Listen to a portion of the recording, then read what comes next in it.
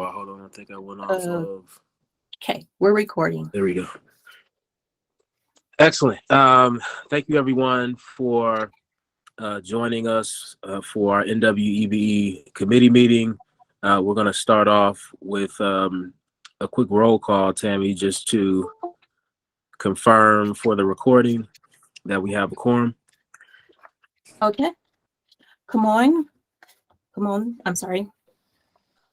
Okay, I'm here. Okay. Noi.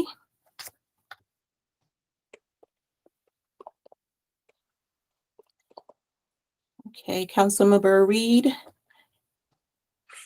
Here. Yes, Councilmember Burns. Here. Councilmember Harris. Present. Jared. I'm here. Thank you. And I think I saw Bonaventure. Yes, I'm here. Okay, great. Angela is not here today. Michael.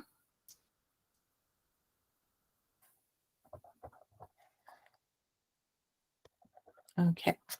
Okay, we're set. We have a quorum. And 6 committee members are present.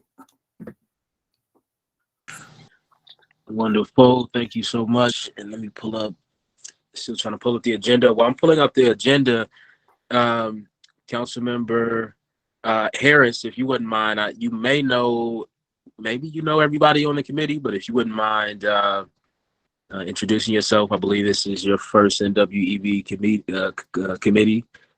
meeting, and we're thankful that you're joining the committee. And if you want to introduce yourself, and then everybody else can introduce themselves. If you don't know Councilmember Harris, quickly, and then we'll move along with the agenda.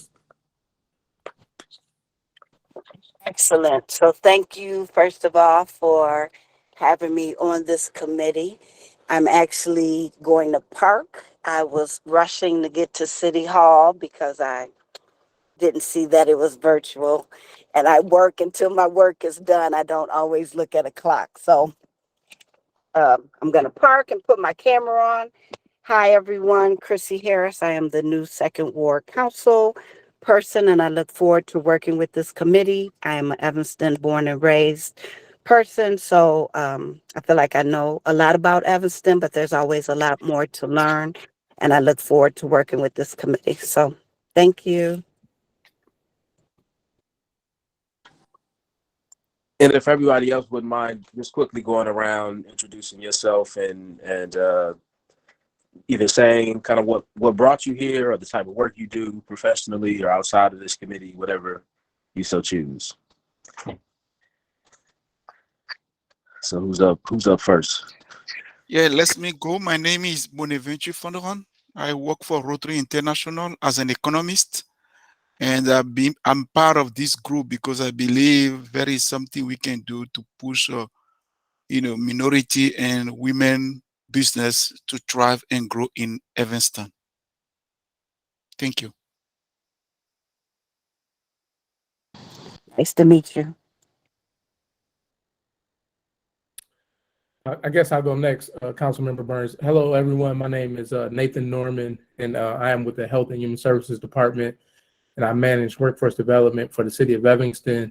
And I'm grateful to be here with you all this evening. Thank you. Yeah, I can go next. Councilmember Burns, thank you. My name is Jared Davis. Excuse me. I am a former family business owner for 30 years in Evanston, a born and raised Evanstonian, a former banker with Wintrust Bank, and now a gifts officer with the Moran Center for Youth Advocacy in town. And I've always had obviously in my family's and in my best interest, a way to be able to help Black and women-owned businesses succeed. Thank you.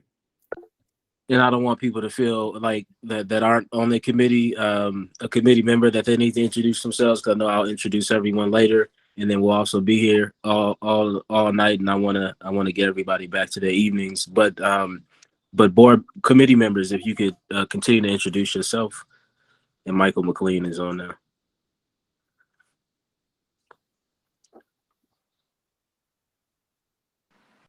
Hi, everyone. My name is Kimone Hendricks. I have a marketing and events company here in Evanston. I also have a nonprofit organization called Evanston Present and Future, and I'm also the founder of Evanston's annual Juneteenth parade. And I'm on this committee because I am a Black woman, and I think that I would be of help to the mission of this committee, and excited to be here. Thank you. And not to pick on you, Michael, but you just hopped on. You can go next. We have Councilmember Harris here for our first meeting. She introduced herself, and now we're going around as committee members introducing ourselves. So if you want to quickly introduce yourself.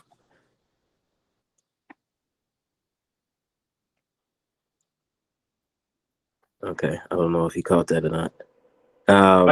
This there is Michael. Were you talking to me? Yeah. Yeah. Hi. I just got on. I'm sitting in the parking lot at the Civic Center. Sorry about that. I didn't get the message. It was virtual. No worries. Thanks for joining. So, sorry I missed the beginning. My name is Michael McLean. I'm on my second term on the committee, and I'm a real estate developer based here in Evanston and Chicago, having developed Centrum Evanston on Maple and Elmwood, and Truly Evanston, the assisted living that opened on Ridge and Emerson last year. I love being on this committee. We've done some great work, and I'm looking forward to my next term. And Tammy, Michael, I must have just missed you. I was in the parking lot also. So Okay. Tammy, who else do we have on as committee members? I know we have Councilmember Reed. Yes. He doesn't need to introduce himself. They know one another. Who else? Anybody else? Or is that it? I think that's it, unless Noy has joined us. I think she has. Oh no, Noy. Has it? No. Okay. We'll get better acquainted in our future meetings, but I appreciate everybody for introducing themselves quickly. And we are going to hop right back into the agenda, starting at number 2. We have approval of minutes. Can someone make a motion to approve the July 20th, 2022 minutes, please? Aye. I need a motion first. Motion to approve. Okay, do we have a second? Second. I second. Okay, any discussion around the minutes? Any changes? Does everything look good, look accurate? Okay. Then we can have a roll call to approve the July 20th minutes. Kimone, Aye.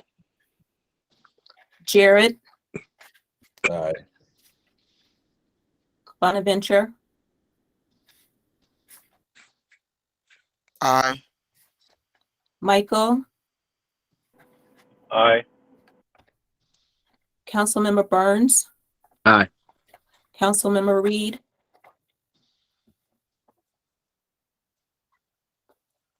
Councilmember Reed mentioned he would have to jump off but would return. Okay. 6 votes of aye. Okay. So the minutes pass as written. Perfect. Okay, moving along. We have now passed the minutes, July 20th minutes. We're gonna move on to guest introductions. Are we just doing introductions at this phase, or let me see?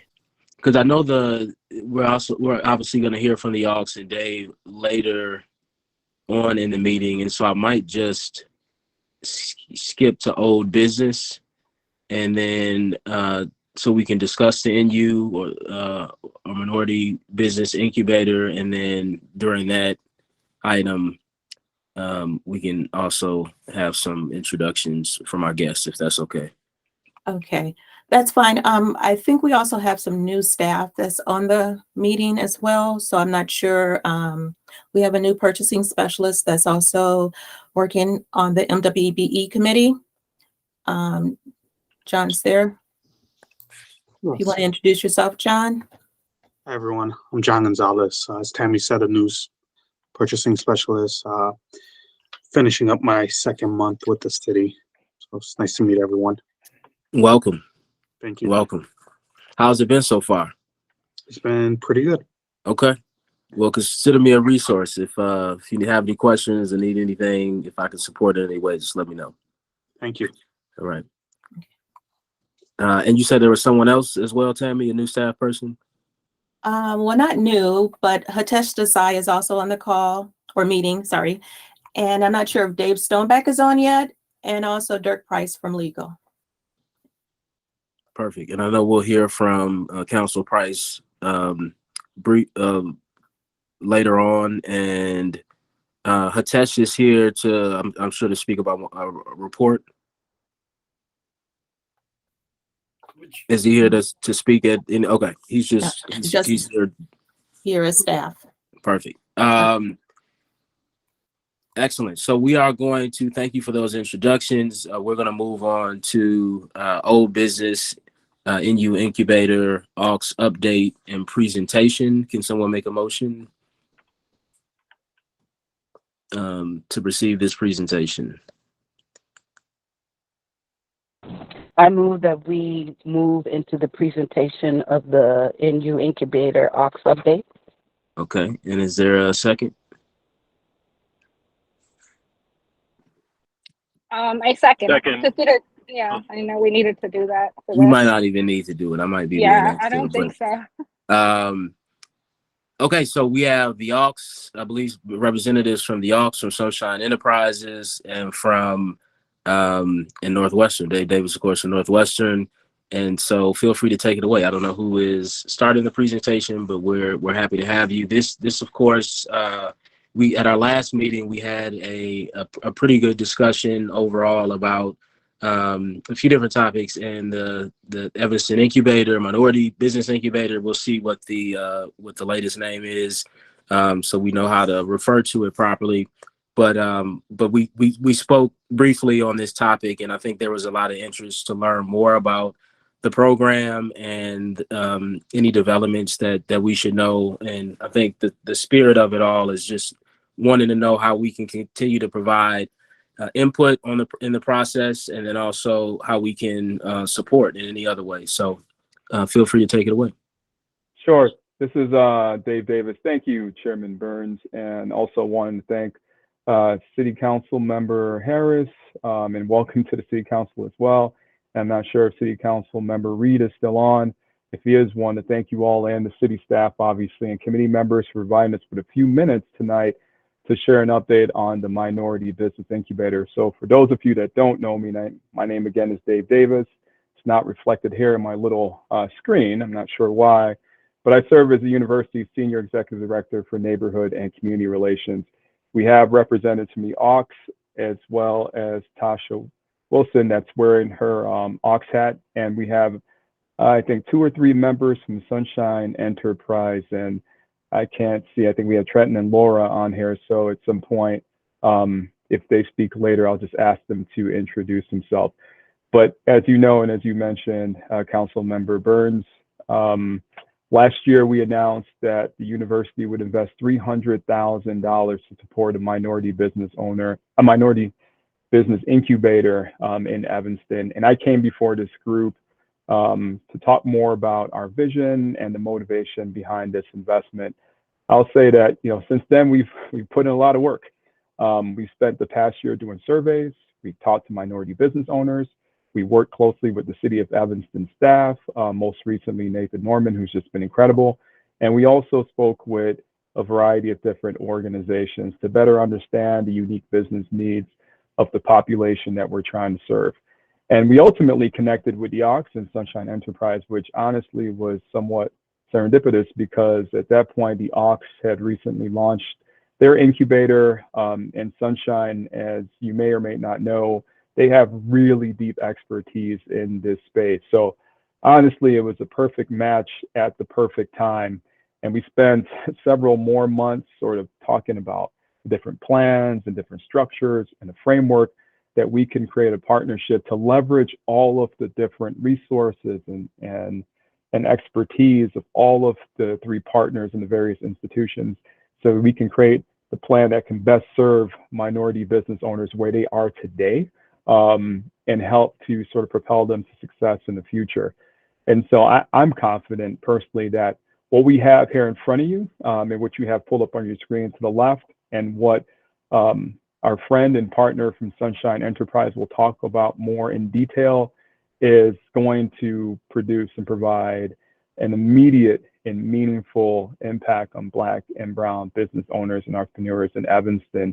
So again, with that brief introduction, I am going to turn it over to Trenton from Sunshine Enterprise to talk a little bit more again about the partnership structure and the services and training that will be offered through our new minority business incubator. And you're right, Councilmember Burns. You know, we haven't figured out the appropriate nomenclature yet, but we're gonna, figure out a name and a brand for this. But most importantly, this is going to be a space that's going to be connected to resources at the university and Sunshine Enterprise that will help our marginalized business owners. One thing I did want to ask, we have a presentation. What's the most appropriate way to present that? Mm-hmm. Tammy, how do you recommend we have a presentation? Do you need to take this down and we can do we have access to share our screen?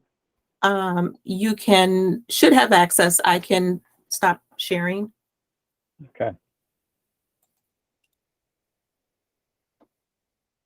All right. Dave, is that my cue? Take over? You got it, my friend. It's all yours. There you go. First of all, Trenton Blythe with Sunshine Enterprises. I'm Director of Major Gifts. Glad to hear that Jared Davis is a fellow fundraiser with me. And so it's always good to see another fundraiser in the room.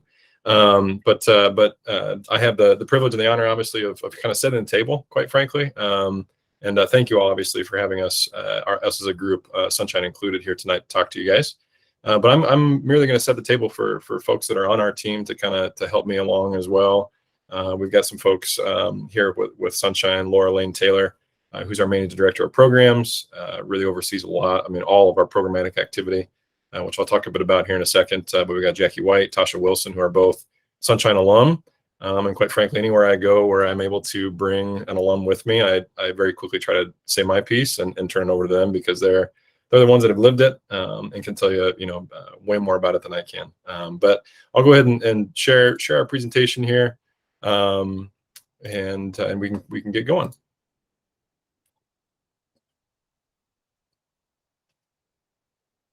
All right, and everybody can see my screen, hopefully. All right, I can see it. I can see it in both screens. So here we go. So I mean, as you guys, which is great. I mean, you guys have seen the proposal, whether you've read through it in depth or been able to read it just for one time. A lot of this stuff hopefully is going to be kind of a repeat of what you've read. But what we want to obviously do today is start a conversation and then really leave a lot of time for Q&A and for discussion. But as has been said, the team has become these four organizations. Sunshine Enterprises included, with the Ox, with Northwestern, with the City of Evanston. And it's pretty cool for me to think that, about a year and a half ago, when we started having conversations with people with the Ox, it was around, Sunshine having some level of involvement, but we didn't really know, what that would be. And then it's grown, month by month, quarter by quarter, and then over the 18 months to really become this really awesome collaboration, where Sunshine Enterprises is going to, help be part of this Evanston incubator for businesses of color. I think that's the name we landed on, but we can workshop that if we need to. But the team, really does comprise in equal parts of all four of these organizations: Sunshine Enterprises, the Ox, Northwestern, and the City of Evanston. And it's actually quite full circle for Sunshine Enterprises.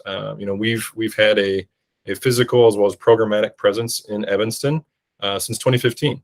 And actually it's full circle with the City of Evanston in terms of we were hosting our Community Business Academy cohorts in the Fleetwood Jourdain Civic Center back in 2015, and now to becoming and really putting down even deeper roots in Evanston through this is really, really exciting for us at Sunshine Enterprises.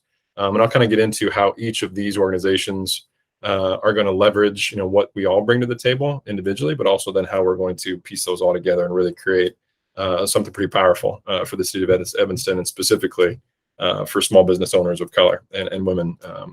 So that's the team. Ooh. There we go.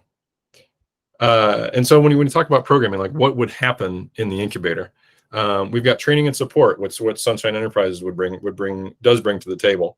We've got 3 core programs with Sunshine Enterprises. We've got our Community Business Academy, which is a 12-week, 36-hour total course that's taught in a fall, spring semester type layout, not unlike a college or university, and it's very, very fundamental business management skills. It's cash flow, it's market analysis, it's HR, it's insurance. It's all of those really bedrock concepts that business owners need to have either to start their business or need to hone to continue to grow their business.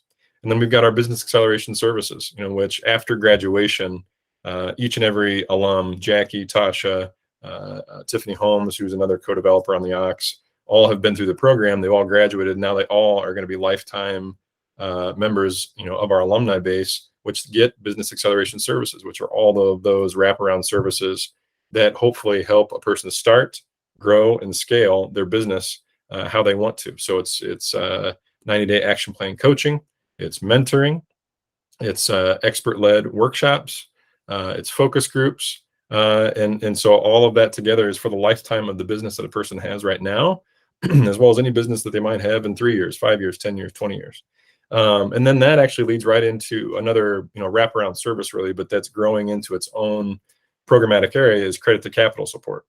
So that's both on the personal side of things, helping people get their personal finances in order, and also untethering in a lot of cases their personal finances from their business finances. And then it's also preparing our businesses to go out and get the capital that they need. That's the right capital for their business at the right time.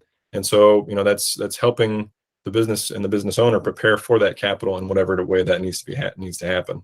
So you've got Community Business Academy, Business Acceleration Services, and then credit to capital support, which would be included in this training and support category. And then you've obviously got our co-working, capabilities in terms of, what will physically be in the space. We're looking at, I think, Laura can correct me, I think it's right around 1,500 square feet of physical space in the Ox, where you would have, open desk space for people to use, for pop-in, touchdown activity, meetings with staff, meetings with clients, private offices. We're looking to have 5 private offices in it. Business mailboxes. A lot of times businesses obviously just need an address to register and to get their mail and to get their business activity through. You've got a business service center, so copier, scanner, computers. Again, those capabilities that we can provide that business owner doesn't have to take upon themselves every time. And then, within the Ox itself, there's some common areas. There's some pop-up kiosks. There'll be pop-up events, and so all of that together is what we are looking at in terms of co-working capabilities. And obviously, we have our City of Evanston engagement. And so, one of the really awesome things that we see about this is just being able to come alongside the City of Evanston in their desire to identify and grow Black-owned, women-owned businesses. Create pathways to applications to the Entrepreneurship Support Grant, which actually Sunshine Enterprises use as a template for a micro grant program that we run now internally through Sunshine Enterprises. So thank you very much for establishing that so we could come in and use it during the pandemic. Helping identify and assess the needs of the minority and women and women-owned business community. And then, one other thing with the City of Evanston is just, hopefully help drive, more and more businesses getting on the roster, getting on the list of who's doing business in Evanston, and then therefore how can we support them? And then we have Northwestern. Northwestern's a preeminent university in the country, in the world. Dave Davis gives me props in terms of how I talk about Northwestern. I love the university. I didn't go there, didn't work there, but I know how awesome of a university it is, and just all the firepower that it can bring. And this is no different. We can tap into the alumni, we can tap into the faculty, the students, the staff, and what they bring to the table, and have it help our entrepreneurs. through direct coaching from any of those groups, through the existing programming on the Northwestern side that helps businesses prepare for capital and potentially even invests in those businesses. And then also, workshop facilitation. Talk about expert workshop facilitators. Northwestern is chock full of them. And so those are just a few ways that Northwestern definitely is going to be engaged across all of those different stakeholders just within Northwestern. And then the collective community, the AUX itself, is hoping to draw in not only the businesses that are going to be running businesses out of there, but also any and every other organization, company, stakeholder that wants to come in and be part of this ecosystem that'll be in this building, that hopefully just continues to make it a more and more rich place to do business, as well as to come in and be a customer and just spend time. And then kind of getting into some numbers in terms of the actual business impact, both historical and projected in Evanston, specifically in Evanston. And so from a Sunshine Enterprises standpoint, from 2015, like I said, we've ran our first cohort in the Fleetwood Jordan Civic Center. We've graduated 92 Evanston-based entrepreneurs. And from those, 61 are in business currently. So that I can't do my math quick enough, but that's about 2/3. I think that's about 65% of our graduates are in business right now in Evanston. And then you look at the year ahead. So between this fall semester as well as the spring semester, we project to graduate 26 additional new Evanston-based entrepreneurs, which hopefully will then equate to 17 Evanston-based graduates that'll be in business. And then the next point here kind of goes back to the private offices that we talked about with the co-working. We're looking to have 5 private offices, and this number in terms of those across those businesses, not the private offices, but the businesses themselves, could collectively project to gross $2 million in annual revenue. And that's based off of an incubator that we have down in Woodlawn that we've had for, I think, 4 or 5+ years, and seeing the business activity that comes from those private offices. And then you look at the AUX itself, which, I think all of you on this call, as well as all of City Council, are very, very familiar with the AUX. They received significant support from the City of Evanston not too long ago, which is amazing for us, amazing for the AUX. But you're looking at 10+ Evanston-based businesses in the building, 30+ jobs being provided to frontline community members. 12+ entrepreneurs of color will rotate annually through a marketplace of pop-up spaces. That's something that we do at Sunshine as well. We really have bolstered our activity in pop-ups. And then, again, the tangential, the ripple effect of this in terms of all of those businesses are going to hire other independent contractors, graphic designers, cleaners, consultants, you name it. And so hopefully there's that ripple effect within the AUX.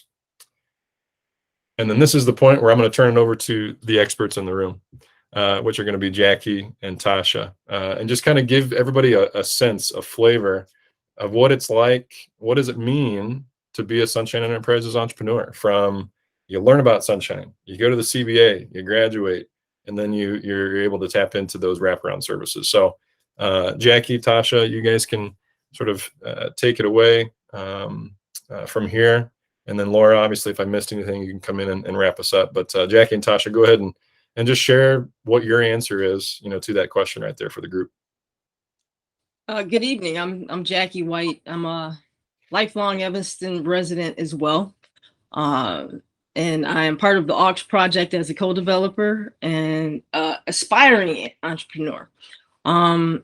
No business experience, which is why Sunshine is so important to me and to Tasha. They meet you where you are, like literally. So with no business experience and having the opportunity with it being here in Evanston at Fleetwood Jordan, we were able to take that business course for 12 weeks and gain some of that basic standard knowledge and connect with other entrepreneurs where some were not business owners yet, just like us, but others who actually were in business already and trying to grow. Tiffany Holmes, who's also on our team, she actually is a business owner already, and she benefited as well from Sunshine, taking their course years before us. So again, they meet you where you are. It's been super beneficial to us, not only the course, but maybe more importantly, the wraparound services that you get afterwards for the startup. Okay, we did the 90-day coaching.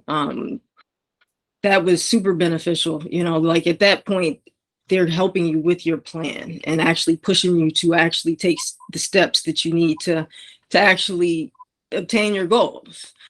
So a day in a life, you know, they keep moving you along, whether you're in the beginning or latter stages of your entrepreneurial career. We got lucky. We got lucky and very blessed that we ran into Lori Lazar, who helped us figure out and actually develop the aux concept. So we kind of started focusing on that. We were literally in our 90-day plan with Sunshine. So we've been pretty focused since then, but we always have them as a resource and an option. And I'm just excited that they not only will be at the Civic Center or Fleetwood Jourdain, but the possibility of them actually having an anchor home here in Evanston to provide these services to future Evanston people of color and women is awesome. The connection with NU as well. I mean, this is just an opportunity of connection and resources that will just go on and on and on and benefit us as a community. So that for me is why Sunshine is important.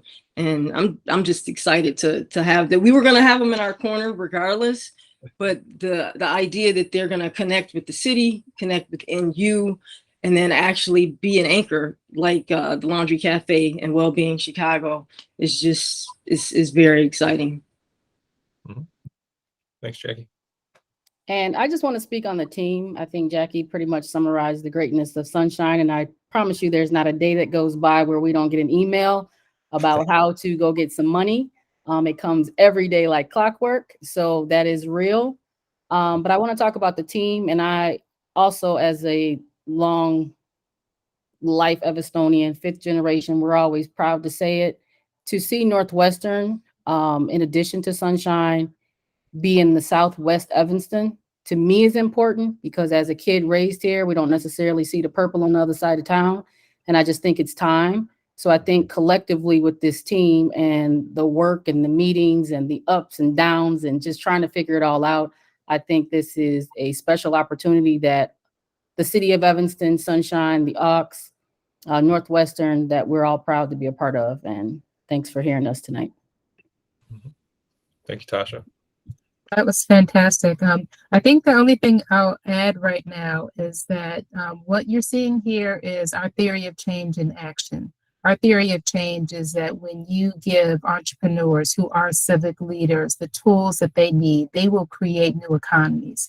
And so now we have a density of 92 Evanstonians who have strengthened their business acumen. And now you have 3 of our alumni who've come together to be co-developers in this new type of economy, where they will have ownership, equity in this establishment that is a model for our county. So this is exactly why we exist here at Sunshine Enterprises, to lift up these types of leaders, listen to them, collaborate with the ecosystem that cares about that specific geography so that we can move that community forward. So we are really thrilled about the opportunity to continue to collaborate with our alumni, to collaborate with the aux development team, and with continue the legacy that the city of Evanston started by inviting us up there. And we've got deep expertise. I graduated from Northwestern for grad school, so I'm purple when it's popular too. I'm really excited about the opportunity to leverage the resources of the university for the development of the community. Thank you, Laura. Good. Oh, I'm sorry. Go ahead, Trenton. You can have. I was just say thank you, Laura, and then I was going to open it up to questions anyway. So you can go ahead. We're ready for you.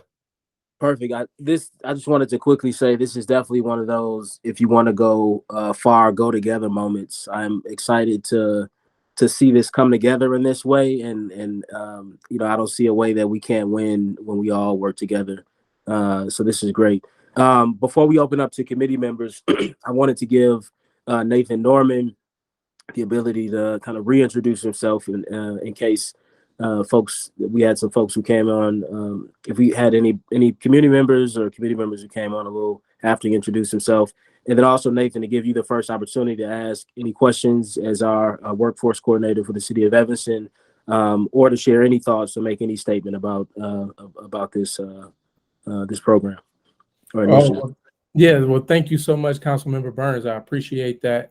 And again, for those that may have joined the call late, my name is Nathan Norman, and I manage workforce development for the city of Evanston. I have no questions, Councilmember Burns, but I would like to say is that I'm truly excited to be a part of this partnership, this collaborative partnership, I should say. I truly believe that it not only supports the local businesses in our community, but it also helps to amplify our workforce development initiatives and efforts. And so, again, I'm really, really excited about this, all the support that's come from the city and other community partners. And I am confident, I believe Dave Davis said this earlier, that this initiative is going to go far. And so without any further ado, I'd just like to pass it back off to the committee if there are any questions. Thank you so much. All right, Michael, I think you were first. Yep, you can go ahead. Yeah, I just want to say congratulations on getting this together. I know this is years in the making, and a lot of fortunate coincidences, really coming together behind it.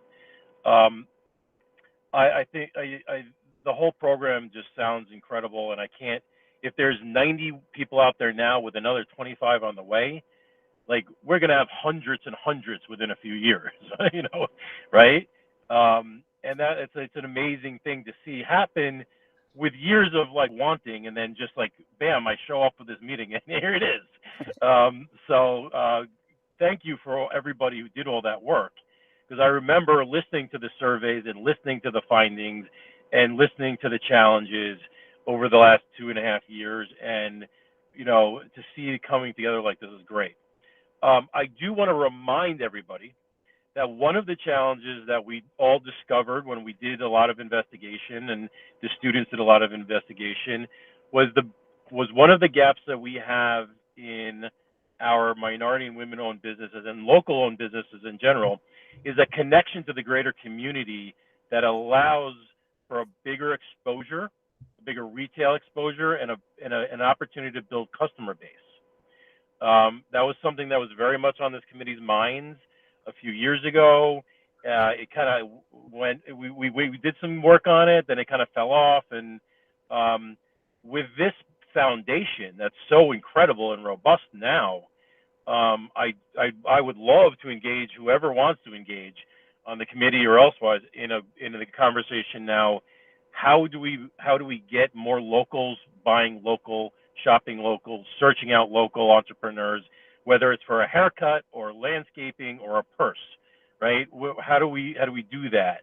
And there's so many things in Evanston that help us do that, but we have a tendency to silo our efforts here. And there's lots of great organizations that I think can come together behind this, right, and around it, that can really start to bolster our opportunities to market, for our businesses to market themselves. So I applaud everybody that accomplished this incredible task. It was the necessary first step, and it's wonderful it's here. I'd like to be a part of helping it flourish and move forward, and continuing to talk about some of these expanded ideas now that the foundation is there. So great job, and thank you guys. Thanks, Michael. Any other questions?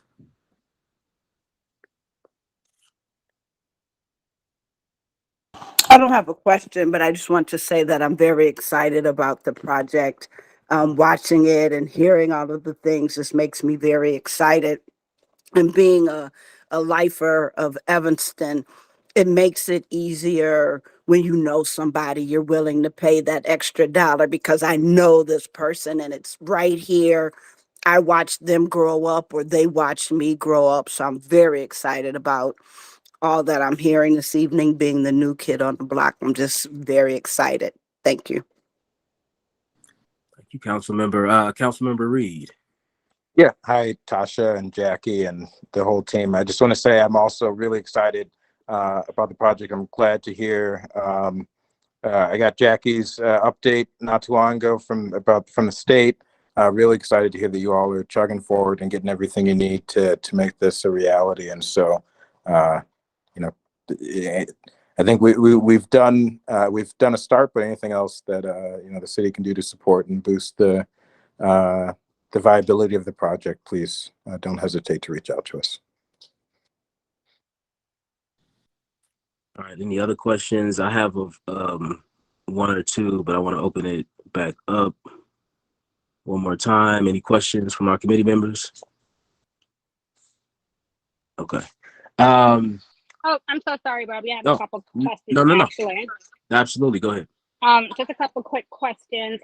First of all, congratulations to all the partners involved. This is amazing. Great job to everyone. Dave, Sunshine, Tasha, City of Evanston, congrats. This is exciting.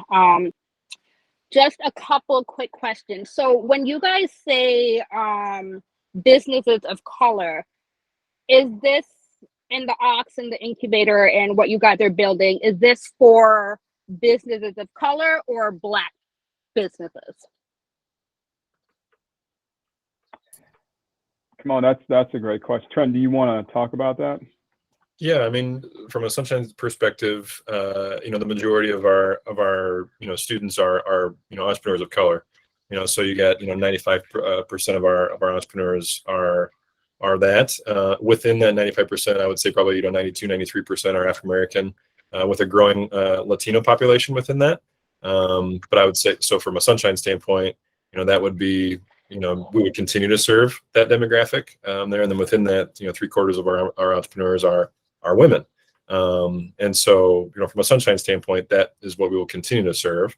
And then from an Ox standpoint, Tasha and Jackie, you guys can chime in, but it's very much in line with that, I would imagine. But you guys can add some more context to that if you need to. In context with the Ox, our goal as co-developers has been a focus on African American businesses, and that has been intentional. People of color, we know that there's a spectrum, but it is also very important. But we're very intentional right now about Black ownership, just because, you know, it's important. Just like any other community has to build, we're trying to build as well. But people of color in that spectrum is also important to us. But I think with the conjunction of both, we're going to get the job done either way. Okay, and then Dave, regarding the Northwestern initiative, I know you guys were initially looking to support Black-owned businesses, or is it businesses of color for you guys? Well, this is part of our racial equity fund, as you remember, Kimon. So the $300,000 portion comes out of a $1 million racial equity grant. And again, the focus and intent of those funds were to support Black-owned businesses. But at the same time, I don't want to simply restrict it to only Black-owned, because we know that we have Latino families and business owners in Evanston that can use this support. But that was the original intent, but certainly don't want to limit it only to that population. So if there is a person of color, a Latino family that has a growing business and needs help and support, we're certainly not going to turn them away. So we want to be open to support as many folks as we can. I think we have a model that can do that. So I'm not really worried about that at this point, especially since we're being so intentional about how we design this, how we create it, and how we do outreach. But we'll certainly keep that in mind. Thank you, Kimon. Okay, thank you. Yeah, no, so that was just more for clarification. Thank you. My second question, so let's say as wise as your additional services that you offer, like the co-working spaces or the pop-up events within the Ox, if someone wanted to utilize that, an entrepreneur of color wanting to utilize those services, would that be like freelance, or would they have to be like a part of the Sunshine program? How would that work? Would they have to be like affiliated with one of the partners, or would an entrepreneur of color be able to just utilize the space? That's a good question. I can take the first pass, and Laura, you can talk through that too. From a programmatic standpoint, you know, it all starts with the Community Business Academy, and you go through that, you graduate, and then you have access to our business acceleration services. And so I'll let kind of Laura talk more to that. But when it comes to the co-working space, the physical spaces, in terms of the desk space, the private offices, the mailboxes, certainly those would probably be majority of Sunshine owners of that. But then at the same time, it will be open to the community in terms of community businesses that wouldn't necessarily be a Sunshine graduate in terms of the co-working space. So it's a bit of a both and. But Laura, I don't know if you want to expand on that a little bit. It's very much the same way that again the incubator and the co-working space that we have in Woodlawn has functioned. So Laura, you can fill in any blanks I missed there. Sure. No, Trenton's absolutely correct. The co-working space and the private offices will be open to entrepreneurs from the community, and we'll work with Ox on trying to make sure that we're meeting all of their goals. And then in the Okun that the Ox has set up, there's additional pop-up opportunities. So we're going to have to work with the leadership at the Ox to figure out exactly how they want to structure that pop-up opportunity. Sunshine has a lot of experience working with pop-ups and maybe peer elsewhere. So we're going to lend a hand as we co-design that opportunity and maximize the space of the Okun.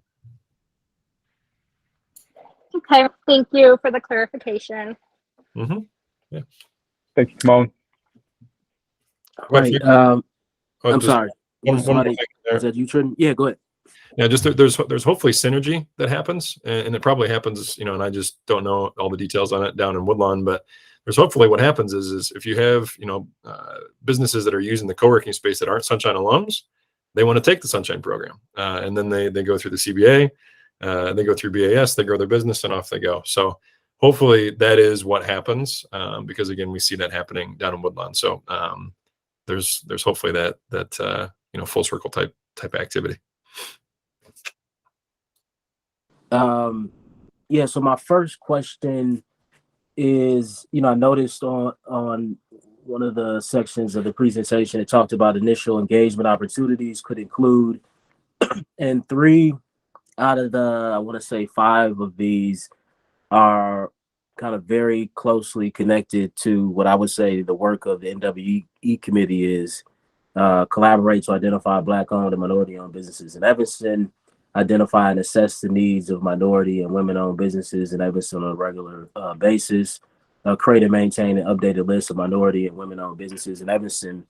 And because our missions so closely align, I wonder, and don't need an answer today, this is something I think we can think through and talk through with staff as well, if we could look into someone from Sunshine, or we'll figure out what that looks like, could become an ex officio non-voting member on this committee,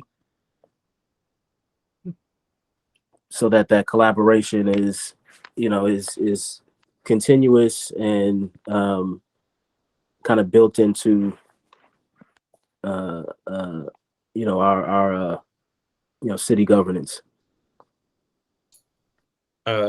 I think I can answer this question probably in the moment, in the sense that yes, absolutely, we would be very much open to talking about how that representation happens, who it is.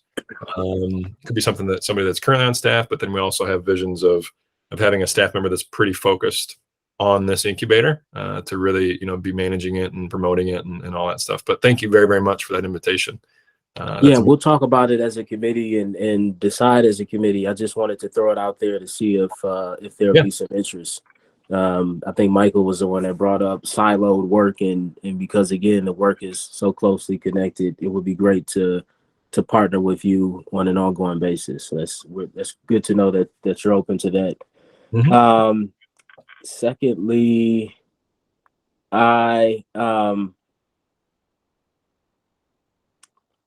so interested to know how, and you had a really good part of the slide that talked about this, but I just wanted to see if you wanted to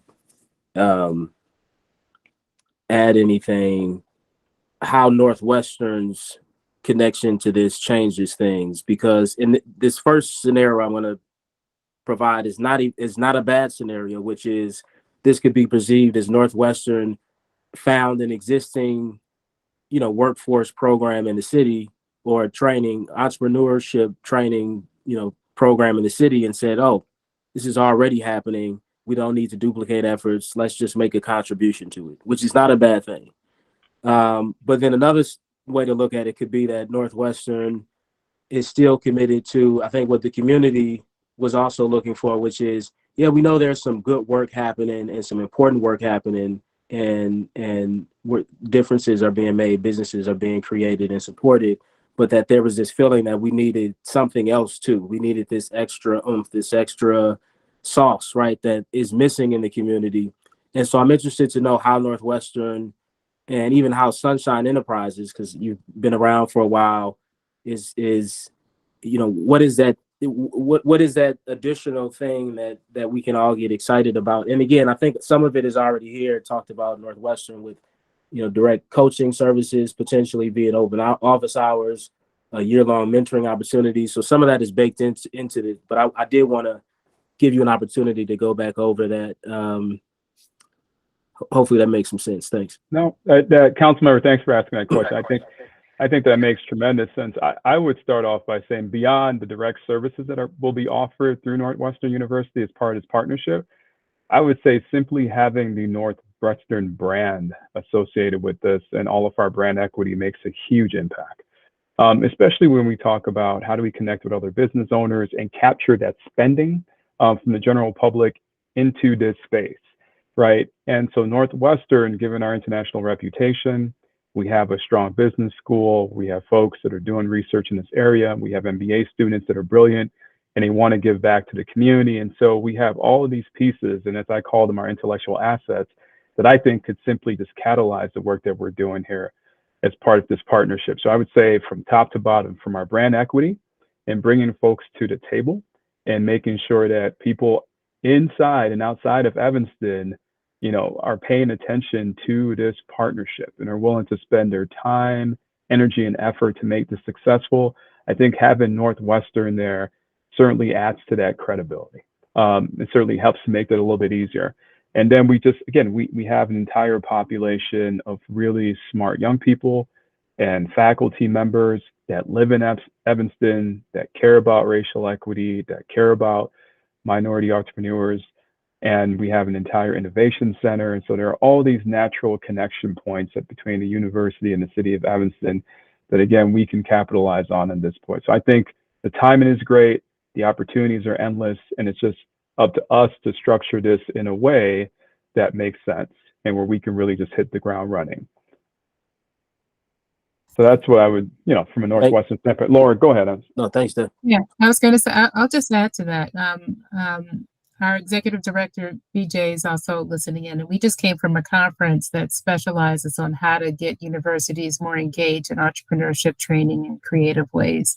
So I just came back with a pocket full of stuff to ask Dave.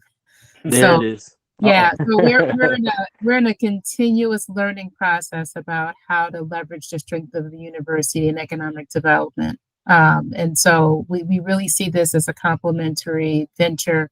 And there are so many different ways to tap into the university. We partner very closely with the legal clinic right now on intellectual property, working with our alums on every semester. We're tapping into that entrepreneurship legal clinic. And there are just so many other opportunities that we don't even know about. There's probably research happening that's really relevant to specific issues that our folks are facing. So we want to tap into the research, to the active, to the long-term view. We want to tap into all of that because you need to have a long-term view when you're talking about economic development and sustainability. Right. And most importantly, I didn't say this, we also want to tap into the spend, right? The former, chairperson of this committee, Peter Braithwaite, is now an employee with the university, and his area is supplier diversity. And so, I know he spends all his time thinking about how we get the university to invest more in Black and brown businesses in Evanston and beyond, but particularly here in Evanston. And so, Laura, I look forward to seeing your notes to see what's achievable and what we can do together. But I think there's a natural synergy that could be really special for the city of Evanston. Mm-hmm. And another call out too is, we've been able to interact and engage with and utilize University of Chicago, obviously down on the south side, as well as DePaul University, right there in the city. And so, we're coming into this from a Sunshine standpoint, haven't been able to take advantage of and really utilize, other, major universities in the city as well. So we'll definitely bring that experience to the table and work with what Northwestern uniquely brings too. Perfect. We have a question from Ruth. Yes. Basically, Dave, this is kind of piggybacking on what Laura's talking about. In other words, in terms of the incubator, would the university be able to lend services like the legal consulting or accounting consulting or other services from the business school to directly support the entrepreneurs who matriculate through the incubator? Would that be an option? That's part of our plan, Ruth. And so we have some of those services written in our proposal. And so we're going to start those conversations with the university and the appropriate folks at the university, whether that's Kellogg through our business school or our law school and our legal clinic. And so, yeah, that's certainly our intent, is to move forward with having those conversations to determine exactly what kind of services and offerings we can provide from the university. Okay, thank you very much. By the way, my first name is Ruth, but I use my middle name, Joy. Joy Stewart. Thank you. Thanks for calling me out on that, Joy. No, I messed up too. Thanks for the question, Joy. Thank you. Cool. So I'll open up one more time for committee questions, and if there are none, we can thank our guests. This was a great presentation. Okay, I think that's all. All right, folks. Thank you so much. Y'all have a good evening, and we'll see you soon. And good luck. Thank you. Bye. Thank you, everybody. Good night. Thank you, committee members. See you later. Thank you so much. All right, take care, Nathan.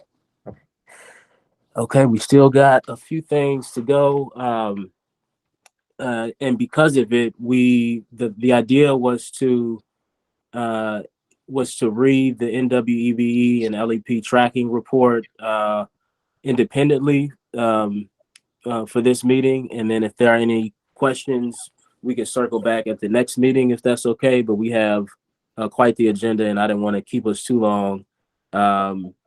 We want to talk about work plans. We have for the committee, we have some guest city staff guests who want to address a few issues with us. So if that's okay, we'll read through those independently. If you have any questions in between meetings, feel free to email Tammy. If you don't have her email, I'm sure I know you have it. She's been sending us all emails, so you have it.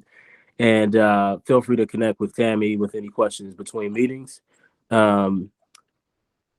Councilmember Harris, I think, was first. So we'll go Councilmember Harris. Okay, thank you. I just wanted to make sure that I'm added to the list of emails since I'm new to the council. I didn't get the past email. So I just want to make sure I'm added. Absolutely. Thanks for catching that. Yeah, nobody's fault. Thank you. Councilmember Reed. Yes, I just we have staff here who are presenting later, as you said. Item first. You cut out a little bit. I couldn't hear you. Oh, can you hear me better now? Yeah. I said since we have staff here that you said were guest staff who are presenting, do you want to maybe start with that to allow? Yeah, that's what I wanted to move on to next. Instead of going through the tracking report. Okay. Yeah. Wonderful. Yeah, read that independently, but in between meetings, and then you can ask questions. Any questions you have, send any questions you have to Tammy. We'll discuss at the next meeting. But yeah, for now, as long as everybody was okay with it, I was going to move forward to new business. We have the NWEBE disadvantaged business enterprise certification and NWEBE Go. I believe is that Dave Stoneback, Tammy, here to talk about that. Yes. So Deputy Manager Stoneback, if you're with us, you can take it away. Good evening, everybody. Chair Burns and committee. I'm Dave Stoneback. I'm the Deputy City Manager. And right now, the way our code is written and purchasing interpreted to at least is that we can only use minority or women business enterprises or Evanston women business enterprises. But a lot of certifications that are granted are coming through IDOT, the Illinois Department of Transportation, and even like the city of Chicago will use certification from IDOT, even though it's a DBE, disadvantaged business enterprise.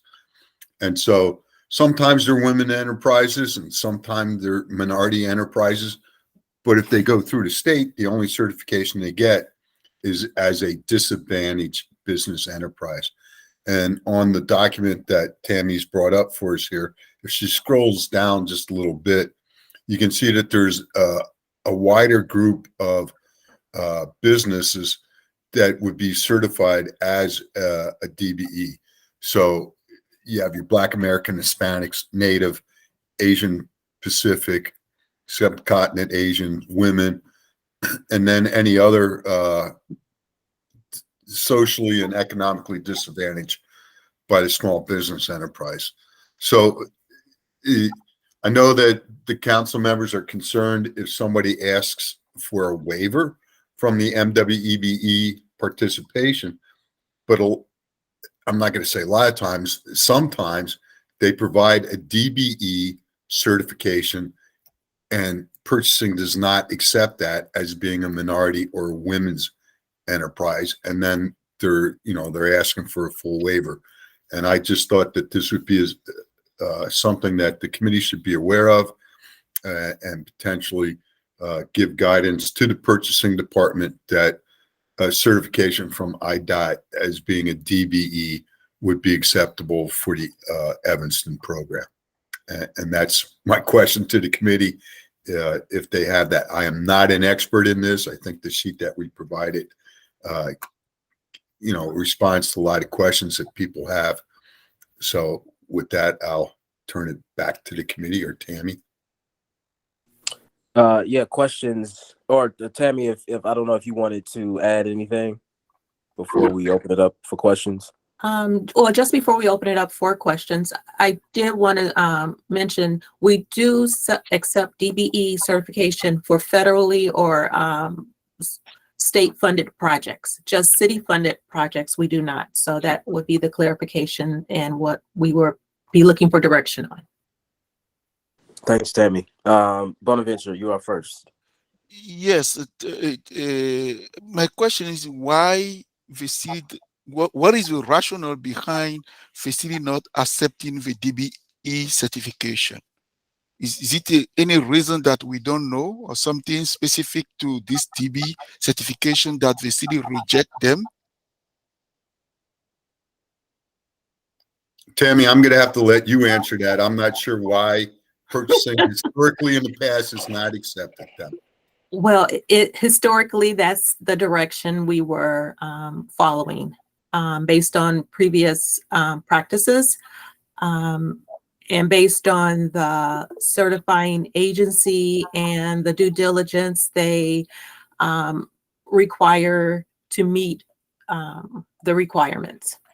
So if I can jump in and maybe say that in one sentence, I think it's really just because it wasn't in the ordinance, and that's why they're coming forward to us now, so we can amend the ordinance so it's just very clear that they have the authorization to accept this, because our ordinance is pretty crystal clear that you have to be essentially a local certification rather than accepting anything else.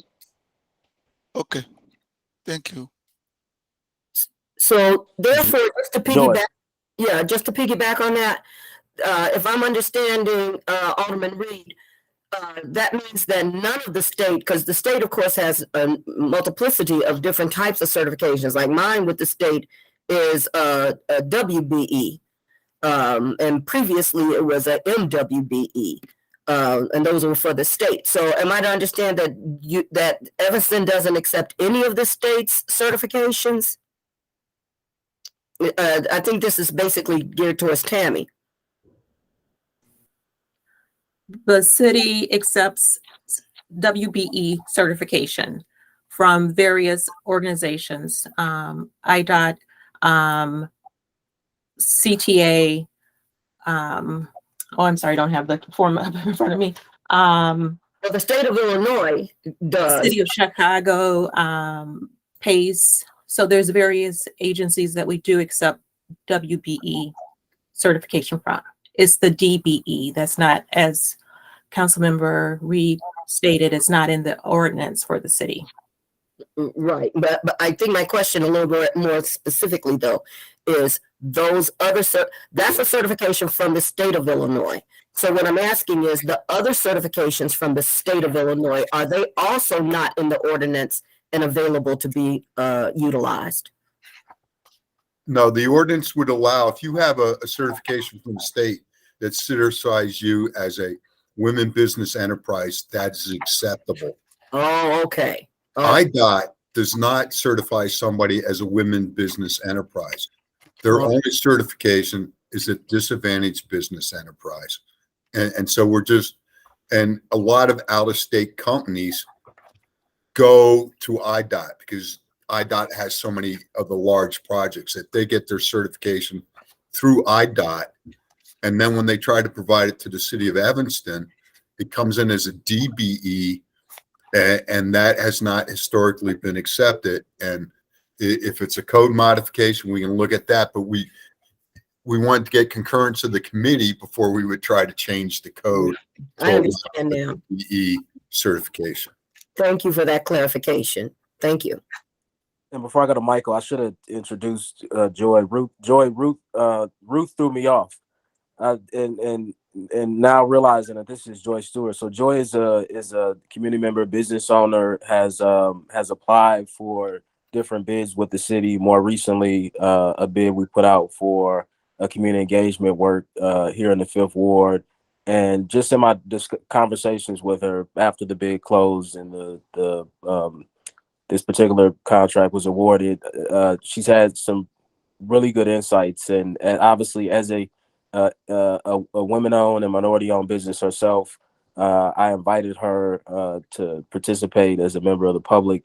And instead of public comment, we have a pretty small group today. I think it's more than appropriate she participated in this manner. So I just wanted to introduce her. Joy, thank you so much for attending and participating in the discussion.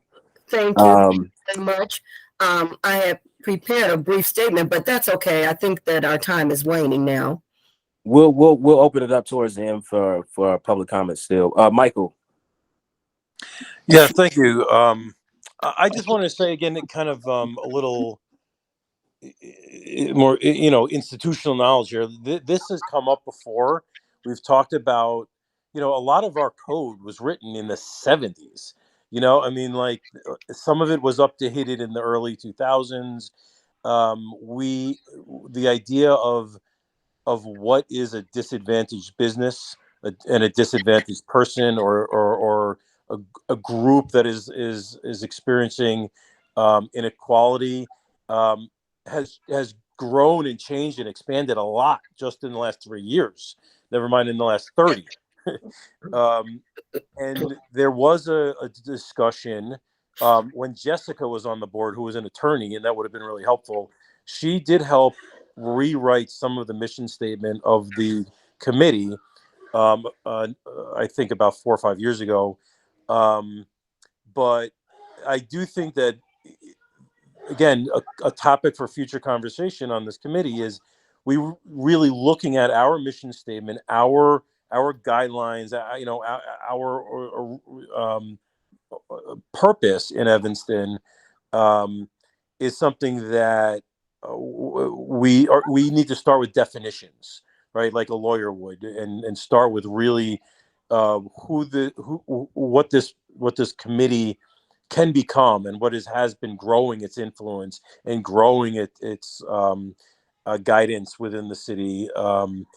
It's an important question that Dave brings up, that there and Joy brings up, that there's all these different designations, and we need to, I think, assert our own, and really be clear about what we're going to trust and what we're not going to trust and what we're going to take and not take. The general sense was, let's make it easier right? Let's make it easier to recognize our disadvantaged business owners and entrepreneurs and artists and makers, and open it up more, that we trust other vetted organizations that their designation, should and could kind of meet ours. So I'm glad it's coming up again. And I think it's a good time to start to really address it. David or Dave. Thank you. So I just want to see if there was concurrence that if staff were to at least modify the code in regards to allow DBE in addition to MWBE, would that be acceptable? Yeah, so I had my first question, and this may be difficult to answer because it sounds like there are quite a few qualifying agencies that can, provide, where we will accept their NWEBE designation. But my question, I guess, is what is the difference between most of those, in most of the ways in which the NWEB that we currently accept is designated compared to the DBE? Like, there was a list of said African American. I took a screenshot of it, but if you could put that back up, Tammy. But what's the difference? I would think that the same groups are also considered NWEBE in the certifications or whatever it's called that we accept. So I'm trying to understand what are we missing? I know maybe it's just in name DBE, but peeling back it a little bit, what is there any real difference other than the name on what's accepted? It just allows for a wider group of disadvantaged ethnicities to be considered as a firm that you would want to hire. So we just recently hired a firm for the park strategic plan. And they're from the Northeast somewhere, Connecticut or Vermont or something like that. And they came to Illinois and they got their IDOT certification as a DBE. And initially, purchasing was not going to accept that certification until staff worked with them and said, well, the other piece of information that they provide to us is their disclosure of ownership interest. And both names listed as owners were female names. And then if you went to their website, you could see their pictures. In addition, you could see a whole list of different certifications that they had from many different states. And some states say you're a women business enterprise, and they don't do DBE. And at other places they were DBEs and things like that. So after doing some more thorough research, purchasing then did allow them to be certified as a women business enterprise. But if we had just accepted the DBE certification, it would have been just easier from the get-go. And so we're just trying to make it clearer and more available to other organizations that might be Hispanic or Native American and things like that to be qualified to do work in Evanston as a disadvantaged business enterprise, getting their certification through IDOT. Okay. Could you give me an example of, it says any additional groups whose members are designated as socially and economically disadvantaged by the Small Business Administration, and then above that there's a list, but outside of that list, do you have an example readily available just so I can understand what some of those other groups may be? Americans with Disabilities, I think, is one, and that's the one I can think of. Okay, that's helpful. Councilmember Reed, I think you had your hand up next. Yeah, I outside of the category that Deputy Manager Stonbeck just named, I would think that actually the state's designation, and I'm not saying this as a negative, I'm actually saying this as a positive potentially.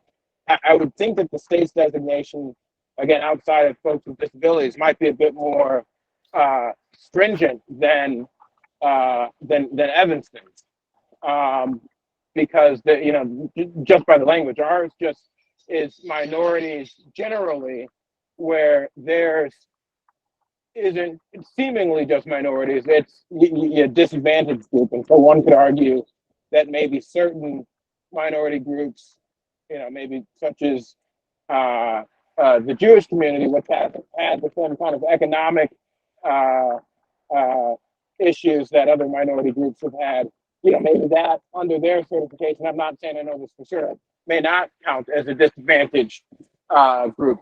And I also want to note that the EBE and MWEB stands for Evanston-based business, but no one else would be certifying EBEs. We'd still be the only one determining whether or not an EBE is whether it's valid or not. Yeah, I'm just saying the whole thing is one package, but I know we're just talking about minority owned businesses. Mike. Yeah, I mean, on those two notes, David and Alderman Reed's, one of the things that came up was that different certifications are more onerous than others to get. And many times WBEs and MBEs from like the city of Chicago or the state can cost like tens of thousands of dollars to achieve, and could take 6 to 9 months to get your certification. So if you don't have it and you find a bid that's in Evanston's system that is perfect for you, you might be disqualified, even though you're a legitimate minority-owned business, because you don't have the right certifications that we've chosen in the past to secure. So David's recognition that there's this DBE out there that we never had before, right, is a reminder that we never really revisited our certification process or what we accepted, and how to make that more equitable and accessible to people within our community that may not have the resources to time or money or connections or understanding to get those certifications. And I think that's part of the bigger conversation that this is reminding me of, is that we're kind of like non-committal on really, accepting everybody's definition or our own definition, if we create it, of what it is. So. Yeah, we'll have Joy speak once again. I have one last comment, and then if this is something that we're ready to support, I'd like to take a vote on it just so it's clear what our recommendation is for staff. Joy. I believe Tammy can give clarification on this, but it's my understanding, as a business owner, that various municipalities, governing bodies, etc., have their own criterion for what they deem as being a validly vetted organization that gives its various certifications. That is, and it's actually kind of arbitrary. Yes, some are more stringent than others. There are usually some guidelines for concessions for if you don't have that certification, then generally there's a waiver or some kind of other process or procedure for which the municipality will consider allowing your organization to still bid on something. Isn't that correct? But LEP, if I'm not mistaken, does not allow room, and that's usually for construction contracts and things like that, generally does not allow room for that. Is that correct, Tammy? You're correct. Okay. So MWEBE is a goal, and we do allow for partial, full, or in some events, a waiver to be granted. Right. So one way or the other, if the municipality wants to restructure their ordinance, then that's incumbent upon, the city's government to make those kinds of changes.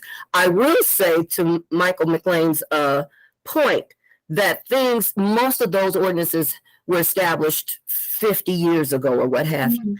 Things have changed dramatically over this period of time, and a city would do well to revisit the structure of those kinds of ordinances that govern those kinds of certifications and possibly update them, or if nothing else, come up with other new waivers that I think would satisfy Mr. McLean's concerns as well as Mr. Stoneback. That's my comment on that subject. Thank you, Joy. So before we vote on that, if the committee is prepared to vote on this, I do want to say that it's really important to me. I brought this up in a few different meetings that we have, moving forward, that we have people self-disclose what type of minority business they are. Up until now, we've lumped all these groups into one minority group, and it's unclear who we're actually working with, and the what percentage of African Americans versus our Latinx community, and so on and so forth. And I think understanding those differences is really important to achieving our racial equity work that we've prioritized here in the city of Evanston. And so this will make it probably even more challenging to get that information, but it's still something that I think, and I support doing it, but I'm just, it's still information that I think the city would need to collect, is to understand, okay, you're a DBE, but how? And so that we can track where city funds are going to, and what groups are maybe benefiting more than others. So that's the only comment I have. Councilmember Harris. Good evening. And again, I know I'm the late person to the party, so I'm trying to understand. If we don't change to DBE, there are still the possibilities of waivers, correct? Yes. Okay. So I guess I would go on a limb, and again, I know I'm new, that if we change to the DBE, we're allowing people to get in without us really just looking at what the purpose of the group was, to make sure that women, most definitely African American, I think was one of the things. So I'm just being new, trying to understand. But if there's a waiver there, us changing it allows people to circumvent that, process early. So that's just where I'm coming from. And maybe I'm wrong. Help me if I'm wrong. I think the city's goal is to have participation. I mean, the whole MWEBE program is a goal. And I think sometimes we might be giving waivers and not taking credit for having a Native American contractor do work for us. And it's saying, yeah, they're performing 15% of the work or something like that. It might just help the city look better in that it's meeting more of its goals, because we're accepting different types of contractors and into the program, and not giving them the waiver, but allowing them, recognizing them for the disadvantaged group that they are. I would also like to add, I think the majority of the waivers we do approve, they're not based on not having certification. They're more based on the type of work or the savings to the city and things like that. Not necessarily certification or not being a M or a W or based in Evanston. Right. So Sometimes there's just they're not subcontracting opportunities. Right. So that makes it challenging to bring different firms in. And Tammy, just to ask one last question to you. I know you mentioned, when I brought up the self-disclosure issue at the last meeting, you said that the state had recently, I believe it was recently, provided some direction to cities where they're encouraging cities to start to collect that data. That's correct. And so you don't see us collecting, some of the different, categories under the DB designation being an issue, adding that to what we already plan to start collecting, information we already plan to start collecting. No. Okay. It wouldn't be. Perfect. Okay. Unless we have any other discussion, we can take a vote on this. If someone wants to, I don't know if anybody made a motion. So if anybody wants to make a motion. Yeah, I'll move that we allow the state Illinois Department of Transportation's DBE to be accepted as DBE certification to be accepted as a valid certification under our MWEBE program. Okay, is there a second? I second it. All right, and just to be clear, Tammy, do we still have a quorum? That's what I was just checking. Give me 1 second.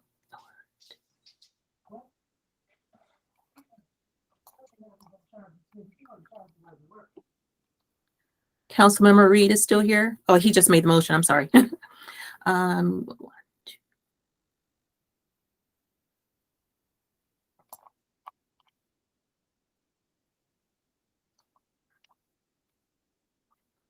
No, we don't. We lost our quorum. Yeah, that was my concern. By how many? 1. Okay, hold on. Let me try to send out some texts.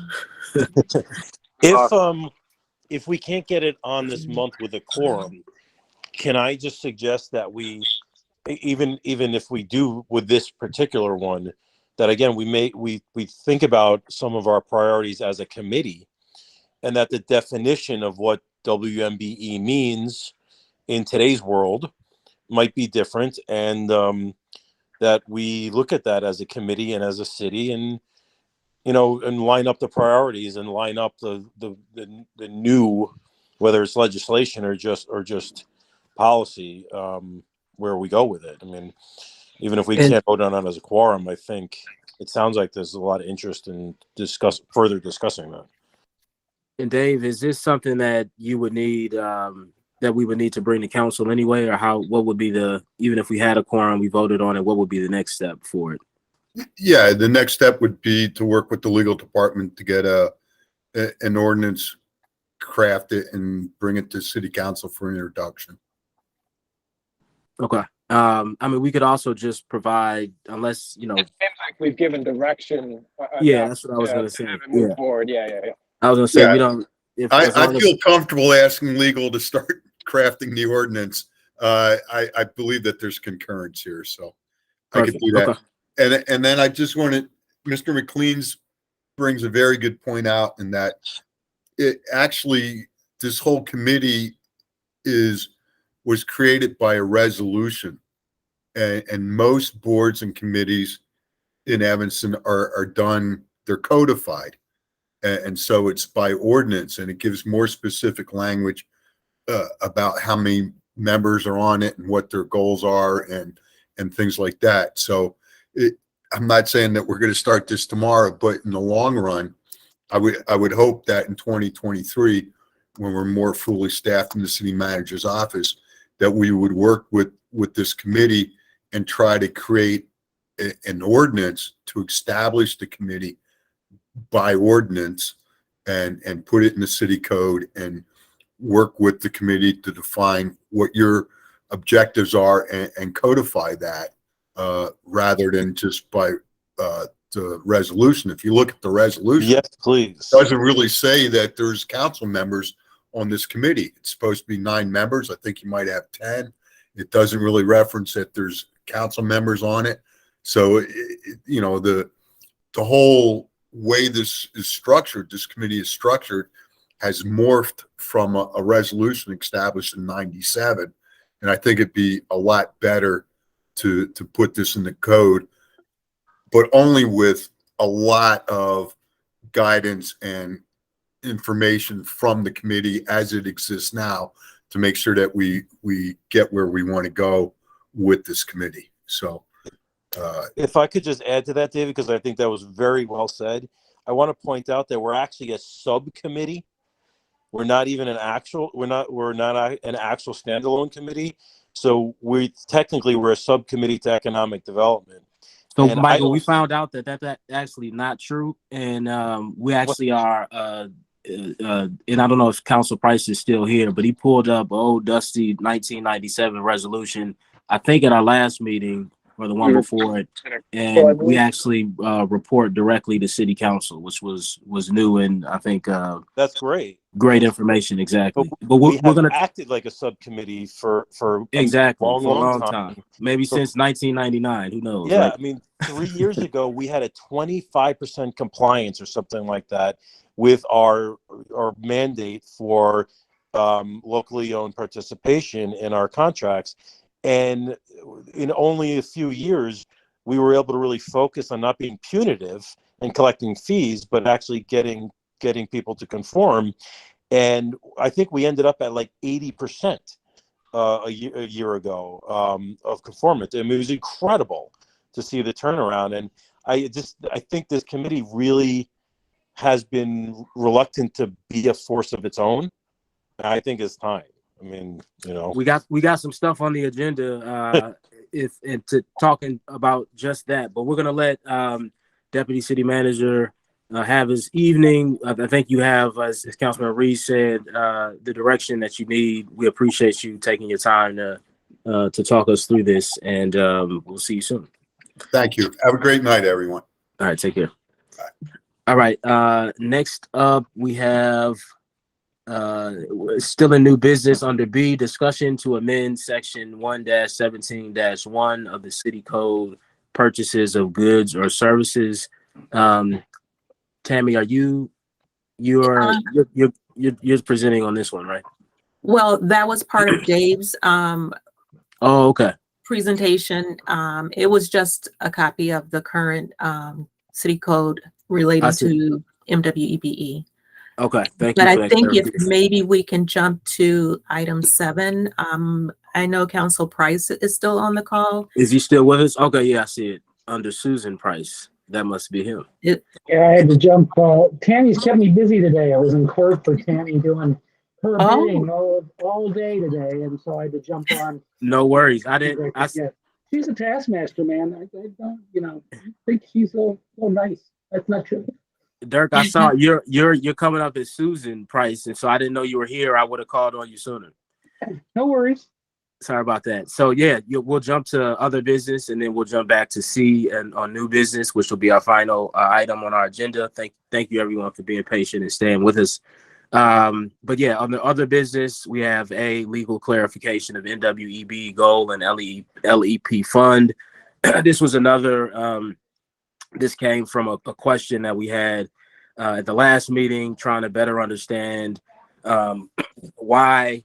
And Joy, you brought this up in one of your last questions or statements, but we wanted to understand why is it that NWEBE is a goal and not a requirement, similar to LEP? And what does the law say about that? Can we make it a requirement? Does it need to be a goal? And so Council Price is here to talk about that, as well as we had a discussion about the LEP fund and specifically how we can use those funds. And so when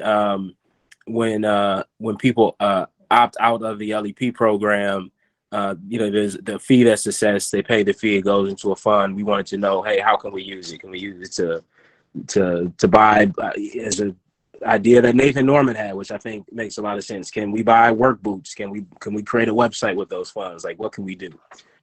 So Council Price, thank you for joining us, and you can take it from here. So the reason it's a goal and not a requirement, a hard requirement, is because of the case law that's developed under the United States Constitution. It really goes back to the very founding of the country, where the states tried to be at war with each other's states. They tried to prevent the interstate commerce.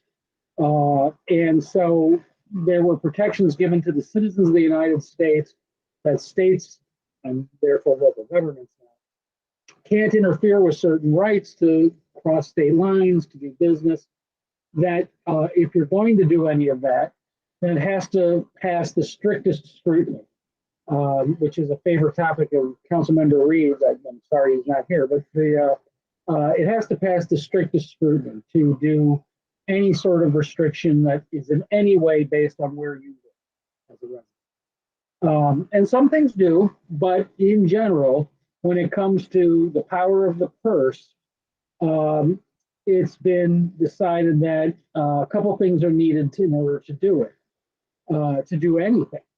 One is you got to be making up for past sins. So that's not a hard thing to get our arms around. We get that.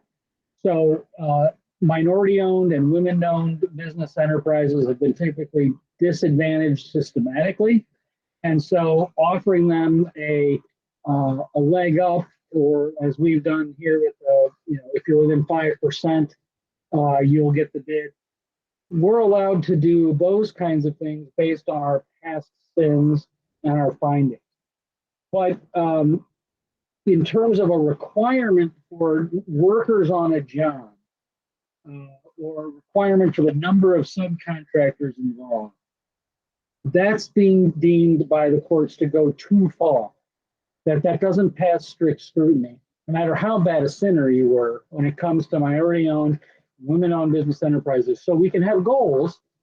We can make a marketplace, as we're doing.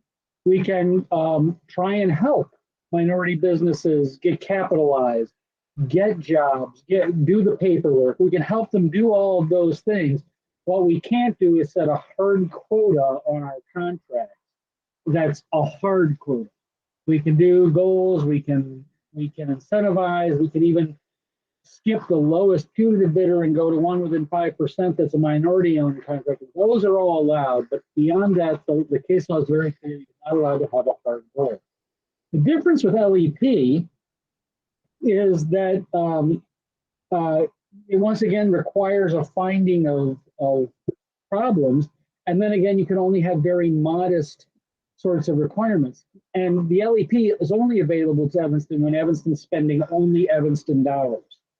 When we spend money that also involves state of Illinois dollars or federal dollars, we have to use their EBE processes, forms, and we have to accept their certifications. But when we only spend Evanston dollars, we can be a little more choosy about what a minority-owned business is or what a woman-owned business is, the discussion we've had all night. And we can be somewhat choosy about LEP. The problem, or local, the problem with the LEP, though, if you think about it, is, again, because we have to make up for past sins that we've had, that if we have to make up for past sins, what we've told the world is, and we actually have done this, Evanston has, that it's so expensive to do work in Evanston. To have your business located in Evanston is so expensive, we are going to favor local enterprises and Evanston. Now, our economic development people aren't real happy that we're proclaiming to the world that Evanston's a super expensive place to do business. But we've already made that finding. The LEP exists, and so we have the goals, and we can do that. And we've enforced the penalties here and there. We've got $60-some thousand in that fund for people who have not complied, and that's largely because we're basing it on our home rule powers on very modest contracts of only Evanston dollars. So we're going to be okay doing that. And then I know in working with staff and looking back historically before I was covering for Mr. Cummings, so I went back and read the questions Alderman Braithwaite had, and when it comes to the LEP fund and what you can spend that on, it's kind of broad, and yet there's there's also a leash on it. It's all set forth in the code in 117.1, and in C12 it talks about what you can spend it on, and it says you can spend it on workforce development and LEP goals. Now that gives you a lot of power as a committee to try to set those things up. What are the LEP goals? What are the workforce development goals? And then you have to bring that forward, and the goals themselves and then the expenditures that go with them have to be approved by city council. So you don't have final say. Now, in the past, I understand as a matter of practice, we've approved things like helping a minority business get the tools or the particular safety equipment that they may need to be eligible to bid on a project that Evanston's got going out. So those kinds of workforce development, workforce assistance programs where we're putting tools in people's hands or getting them certifications, getting them through a class, getting them whatever it is they need to be, and then eligible to bid on on Evanston stuff. Those are all perfectly laudable and acceptable. I don't know that we've tagged all the bases all the time about mapping them all out in a list, telling city council this is what we're going to spend the money on and then doing it. It seems to me we've been a little more ad hoc, a little more, as needs come up and are identified for us. Tammy's done what she can to promote workforce development and authorize some things here and there. But by and large, there's supposed to be a list that goes to city council of all our goals and the money out of the penalty fund that we're going to spend on those goals. And so to cover all the kinds of things Tammy does as workforce development, we can have, we're going to spend $30,000 on workforce development as a goal, which is helping minority-owned businesses get additional certifications or safety equipment to meet contract qualifications we put out. That seems easy, an easy way to solve that problem. But that's what we have to do in order to spend penalty funds, is come up with a list of goals and how these expenditures match those goals. And by and large, that should be pretty. And then the council has to bless it, and they're all set. Thanks, Councilman. Councilman Reed has a question or a statement here, but I just wanted to say that, this conversation discussion will flow nicely into the work plan, because that's all what that is about, is really sitting down as a committee and putting together our goals, our objectives, what we want to work on for the next year. So we'll get into that after we hear from Councilmember Reed. You can go ahead. Just say anytime someone says strict scrutiny 3 times, I appear. So I do wonder. However, with our LEP program, because that first, let me correct my understanding. Our LEP program, local employment program, is race neutral, correct? Yes, right. It's all about you guys finding somebody who's been based in Evanston for a year. Okay, and so that one. Well, can I clarify that? I'm sorry. Sorry. LEP is based on residency. Right. So, residency of employee or people who will work on the project, and being over $250,000. Yeah, but given that it's race neutral, Council Price, wouldn't that one not require strict scrutiny, and wouldn't we have a bit more? Wouldn't that move it down to maybe even rational or intermediate, and allow us a bit more longitude with how we both require local employment and how we spend those funds? Well, I would like to say yes, but the answer is no. There's a number of local vendor preference case law in the Supreme Court, the most notable one being one out of Boston, where they had larger set-asides from local vendors and local vendor preferences. And since that case, Illinois, has given, the courts in Illinois have given us a little more elbow room, but we still have to be cognizant of limits on what we can do for any sort of local vendor preference. Okay, that's helpful. That's helpful to know. And then we're going to rely. I mean, I hate to get too law schooly about all this for the rest of the committee. I'm sorry about that, but Councilmember Reed and this is fun for us, so I'm going to do it anyway. We get to rely here on our home rule powers a little bit, and so just as the state of Illinois, when it gets its checkbook out, has a little more power within the federal constitutional framework, how it spends its money. Same for us in Evanston. And so the LEP, I think, is really quite well done and organized. And, really the only challenge is sort of a internal one about somebody who maybe Tammy says no to once in a while, saying, that's not how the ordinance reads. So other than that, I think it's an excellently written program. I think you're ready to go, and you have kind of the room you need. I mean, I'm not aware of a situation that's come up where we've had a problem, but in terms of powers, even though we're the strict scrutiny, those home rule powers of ours are going to give us a little more elbow room. Thank you. And then last comment that I want to make is that I just really love the marketplace idea and getting that fully up and running. I think we're still working on developing that. I think that's really just in the discussion phases to some degree. Is that correct, Tammy? Or creating essentially like a roster of MWEB businesses. Do we have a marketplace of sorts, or?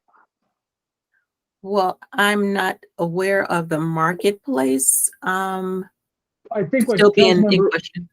I think what Councilmember Reed is referring to is, I've sent some examples around, I don't forget where in staff, but we can develop a web page that invites people to register with us, and then we take them through our certification process where we we say, do you have one of the ones we recognize? That's sort of a reciprocity, if like the city of Chicago or other, the Cook County one, for example, they do a deeper dive on minorities and women than the state does on the DBE, as we've been talking about all night.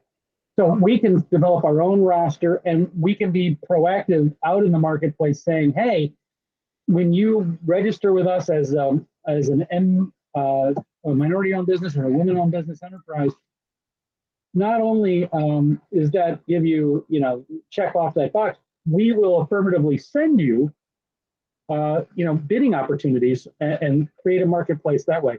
And there are others who have done it. There was, ARPA money was tied for other units of government, not for Evanston, but for other smaller units of government, to developing a proactive stance on these things. And so a number of other units of government, particularly community colleges, developed whole web pages to try and create a marketplace of MBE, WBE businesses that they could then throw bids to and try and meet these goals. Thank you, Council Price. And I want to make the distinction because there are a lot of people, or some people may be thinking, well, I'm sure that we got probably over 24 or more newsletters you can sign up for. Anybody can sign up for our procurement and bidding newsletter, which I'm sure we have. I'm not even on it, but I'm sure we have. It's one of the 30 or 40 we have. I would say the difference is really sending bids that are unique to that person, that contractors or individuals' preferences, however they set it up. And this was something that I've also thought about separately is, they register, they go in, but they specifically talk about the types of bids that they're interested in. And we only send them those, right? Which will we'll take some time to set that up and some technical expertise. But I think that's the difference, is not having them on a monthly or quarterly or whatever basis flip through a bunch of bids that they don't have any interest in, but finding a way to send them ones that are unique to the preferences that they've selected for themselves and their companies. Well, I would just, a word of caution there. Businesses like to grow and expand, and so for staff to do the initial filter may sometimes rob somebody of an opportunity for them to grow or expand in an area where they'd like to. So I want to say that. And then secondly, we're understaffed at the city of Evanston. I think that's well known. And so one of the things we can do, though, is if we put you on the roster, and then we typically always send bids to certain clearing houses, plan houses or clearing houses, or Demand Star is one of them. And we just help our MBE, WBE entities register with Demand Star. And then anything from Evanston comes through sort of in a database. They're not flooded with paper, but there's a project description that's intended to catch people's attention for stuff they might want to do. And that way they're still self-selecting. We're still recognizing their agency over their business and how they want to grow it. We're not cutting them out of stuff they may want to try and expand into. If I'm an electrician and there's a project that's 90% plumbing and 10% electrical, maybe I team up with somebody and I'd like to know about that bid. So that kind of thing. So that would be a caution that I would give to, us being the selection, as opposed to getting everybody to like a bulletin board, if you will, or these plan houses. We help them get there, and then every time Evanston puts something up there, they get to go through the list and they can decide what they want to try and get. Yeah, so the preferences would actually be on their end. And so if they were cut out an opportunity, they would have to cut themselves out because they would select the preferences. Right. Basically, I'm talking about a technology an option that doesn't exist currently, where you can go in as a contractor and say, I want specifically, like, I don't want to just receive every bid that comes to the city, but specifically bids, fine, about electrical, plumbing, but that's it. I don't know if you have that ability now. I think we can work with a plan. So right now we have the bids and proposal page. So vendors are welcome to sign up for notification, and they're just notified of new bids, and we allow them to go onto the city webpage and view the bids. So we don't look at what type of bids they're looking at. It's just an informational email that we send out to let them know there's new bids or proposals out there for them to take a look at and see if it's of interest. Right. So we can work with some of the plan houses where the contractors know this isn't a staff thing then, Tammy's not having to make the call. What they do is we send it to Demand Star, for example, and then the contractor registers one time with Demand Star and checks off what they want to see. Send me bids from that are about electrical. Send me bids that are about, and we can help them with that expense too. I mean, that would be well, actually, Demand Star does not charge them. We do use Demand Star, and they do not charge them to register, and they're notified not only of Evanston bids, but any other municipalities or upper education they might be interested in. Right. And so, Council Price, the way you just described Demand Stars was exactly what that's my idea. That's the idea that I would have too, where the contractor is going in, checking specifically what they're interested in. So let's call it electrical and plumbing. And then they're only getting those. And they could expand it by choice. They can go back into their account and say, you know what, I'm interested in expanding in this area. So if Demand Star already does it, I think that's perfect. I think that's exactly what. Yeah, that might be a different plan house. I don't remember, but yeah, there are some that do it. Yeah, that's great. So if we can connect people with those, I think that's wonderful. Okay, I think I saw Michael's hand up at one point, and then it was down, and then it was up. Michael, do you have a question or anything you want to say? You still with us? Is Michael still with us? Michael is not with us. Okay. We are going to. I think that's it. If there aren't any other questions, Council Price, appreciate your research as always. It's very helpful, and I think we're all we're clear on this, so we're ready to move on to the next agenda item. Thank you. Do you have any? All right, thanks. All right, thanks. Okay, and quickly before we lose anyone else, I wanted to in the evening discussing our work plan. I don't know if everybody had a chance to look at the resolution that created this committee, but if you could quickly go into your packet, and if you're having trouble identifying or finding the packet, just let me know and we can walk you through it. It's on the city's website. But on page 20. Is it page 20? Page 20 of our packet.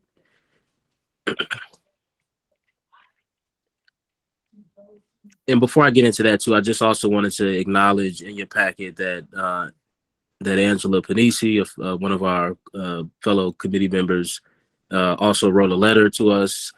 She anticipated her absence in this meeting and so wanted to find a way to still participate. So feel free to read that. Okay, so it was set resolution 71 R-97. And if you scroll, you'll see it says resolution and whose authority and responsibility shall include but not limited to. And then it goes on identifying and assessing the needs of the NWEBE community on a regular basis, developing a program to address the established needs of the NWEB community, reviewing and evaluating the City of Evanston's procurement practices,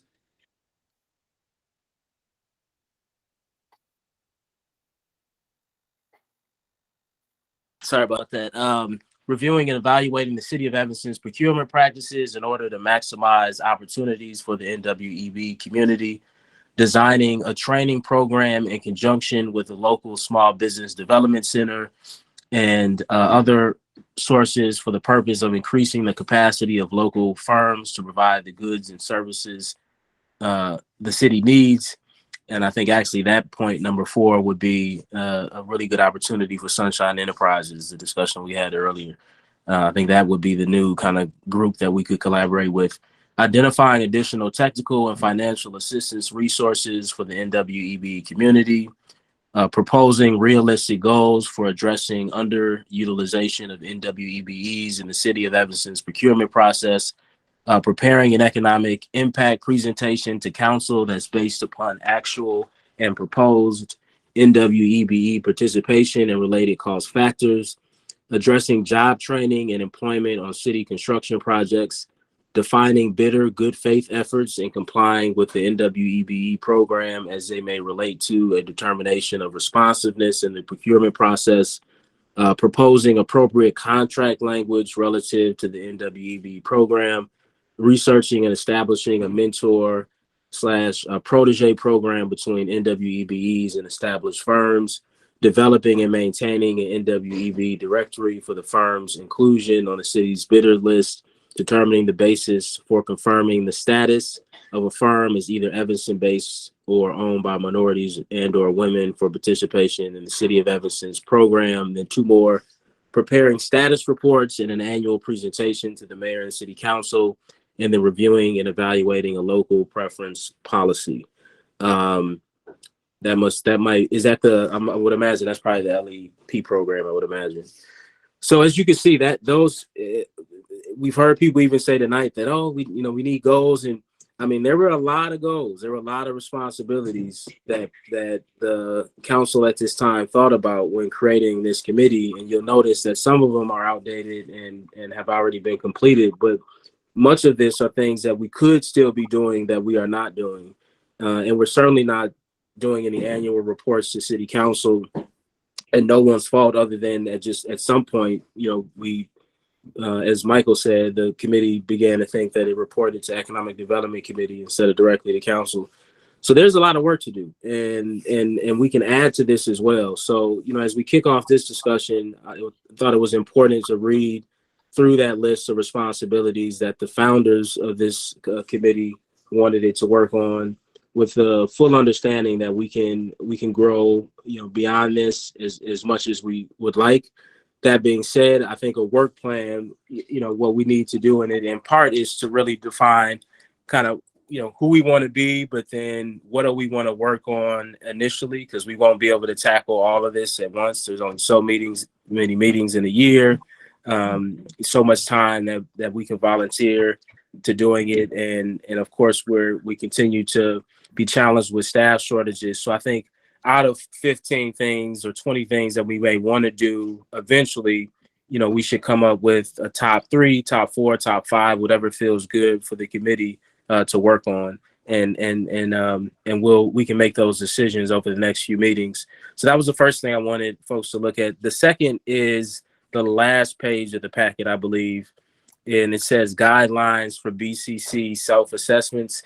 This is something that I discovered early on in my term. At one point, the League of Women Voters put together a system for the city to follow that included not only an annual work plan from committees and self-assessments, which you can read here what that is, from all city boards, committees, and commissions, but in addition, at least at the time, even council was expected to create an annual work plan that coincided with the work plans of the boards, committees, and commissions, which in theory sounds amazing. And I'm trying to work to get back to that.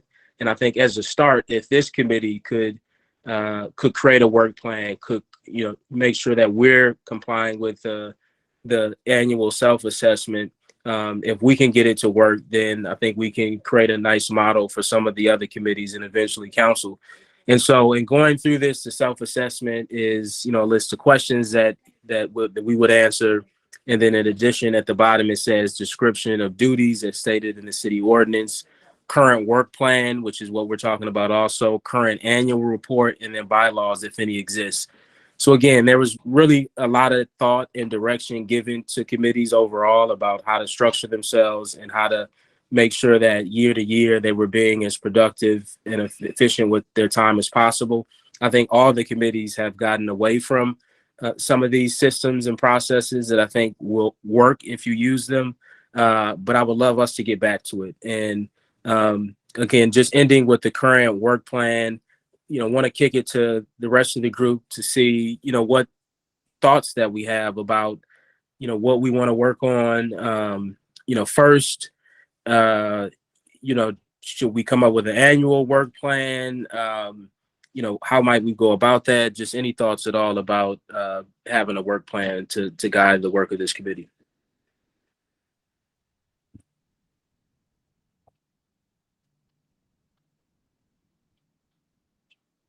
And I know we're a light group at this point, but any thoughts? And you can sit with this between meetings too, because I know we might not have all had the time to go through all of this. So we're going to pick this back up at the next meeting. And so don't feel like you have to say it all today. Councilmember Reed, I think you were first. Yeah, I just want to note, I don't have anything complex to say. I just want to note that I'm fully supportive of this. I think it makes sense. I appreciate you, Councilmember Burns, for bringing this forward. And we've had the opportunity to speak about it for months. So I know this is new to a lot of other folks. So again, just appreciate the discussion. Thank you, Councilmember Reed. Bonaventure.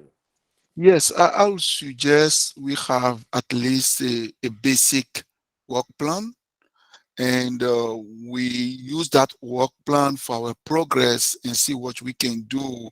And maybe next year we can raise more of a workload based on what we have done or what we can do at least for a couple of months and see how it goes. But the idea of having a work plan is a great idea, and I think we should pursue that idea. Thank you for your comments, Bonaventure. Any other comments about the work plan before we'll take a quick public comment, and then we'll close, and then Tammy and I will kind of work on how to take in feedback on the work plan between meetings, so that by the next meeting we have a draft for folks to look at. As Bonaventure said, something simple to start. That we'll still be able to modify at the next meeting, but just something simple to start for people to look at and react to. And if there's support, we can vote on it. If we need to make any amendments, we can do that. Any other comments, questions? Okay. Tammy, did you want to share anything about the work plan, or anything else that we discussed this evening before I open it up to public comment? No, but I would suggest if there's any ideals or comments that maybe might come to mind later after this meeting, if you want to send them to both myself and Councilmember Burns, and we'll make sure that we include them. Maybe create a document with all the suggestions for the next meeting. Yep. Yeah, I'll work with you, Tammy, to see the best way you think we could, bring in this feedback. I think some type of shared document might be the best way, and maybe each person, each committee member has their own section that they can fill out with their ideas, so we can talk through that. Yeah, that'd be great. Okay. Joy, we're gonna open it up to public comment. So Joy, and then if anybody else here from the public would like to make a public comment, please do. But Joy, you can kick us off. Well, thank you very much. I just wanted to say I really appreciate having been invited to participate in your meeting today. I had drafted a little something just to be able to share a little bit of background about myself and my company, or in other words, why am I here?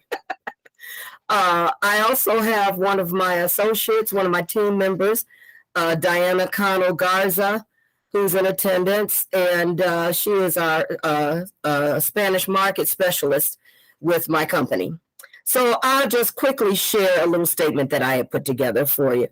I'm R. Joy Stewart, President and CEO of RJS Marketing Solutions.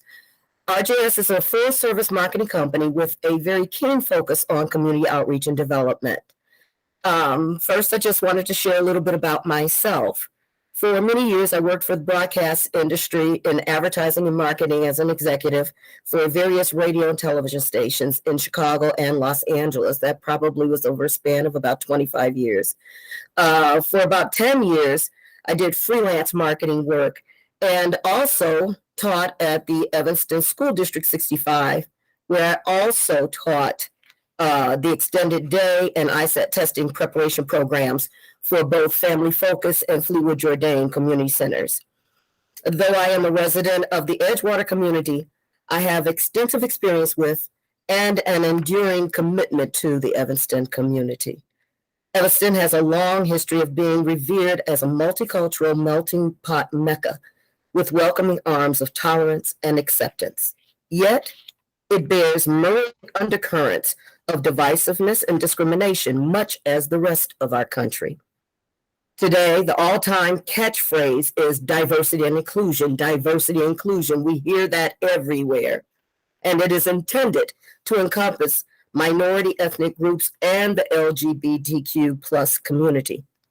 Collectively, members of minority groups now make up close to 40% of Evanston's total population. While the Black community has dropped from 22.5% in 2000 to 16.5% today, Evanston's Latinx community has doubled in the last 2 decades and now stands at about 11.8% of Evanston's population. The Asian community has grown to 9.4% and has become more geographically dispersed over the years. There are about 2.3% who are Native American and identify as other races. Evanston boasts the highest MEI rating, which of course is the Municipal Equality Index with regard to the LGBTQAI plus community. Takes a lot to get that out. These are divergent entities with distinct complexities and varying needs. It's important to be sensitive to those differences while addressing their needs. Women-owned and minority businesses have their finger on the pulse of these differences in the community. They're more likely to be committed to addressing those needs. It is imperative that these businesses be supported in order to foster economic growth of the community at large. I have attended today in order to learn more about this committee, its mission, its vision for these businesses, and we at RJS Marketing Solutions stand ready to serve and to support the city of Evanston in these endeavors in whichever way we can possibly be supportive. So, Diana, I want to thank you for attending along with me today. And with that, I turn the floor back over to the alderman. Thank you, Joy. Wonderful words. Thank you for sharing them. Does anybody else want to make a public comment before we adjourn? Diana, would you like to say hello? Diana, can you hear me? I don't think she can hear me. Okay. Words. Okay. Well, thank you everyone for hanging in there with today's meeting. What I can promise is that Tammy and I are going to make sure that that we have a good packet to prepare you for our meetings, and that we're going to try our best to work with the committee to better understand all the possibilities and potential of the committee. I know we all get into this work to make an impact, and we want to assist you in doing that. And so look forward to continuing to work with everyone here, and we will call the meeting adjourned with no other items before. Well, actually, do we gotta, because we have the report, so technically, do we have to roll call out Councilman Reed? We don't have a quorum anymore, so all of that's out the window Oh, at this okay. point. Well, there it is. All right. Tammy, did you want to say anything else? I'm sorry. Oh, no, I just saw that Hitesh took his mute off. I wasn't sure if he was going to say something. Oh, Hitesh, did you want to? No, I just want to say, as wrapping up, thank you to the council member Burns, kind of, kind of driving the meeting, staying on course and, kind of discussing this, kind of some of those important things. So, thanks to Tammy for great coordination, Absolutely. And we look forward to a more meaningful, discussions in the upcoming months. Absolutely. Hitesh, thank you so much. I know you got your hands full right now and we're in budget season or about to be full stride in budget season. So thank you for all your work on that. Okay, everybody, have a good evening. Been in budget season for months. I know, right? Internally, I think they've been having those discussions, and it'll be our turn soon. So, but thank you for your work. Okay, everybody, have a good night. Have a good rest. We'll Good see night, you soon. everyone. Take care. Good night. Good night. Thank you.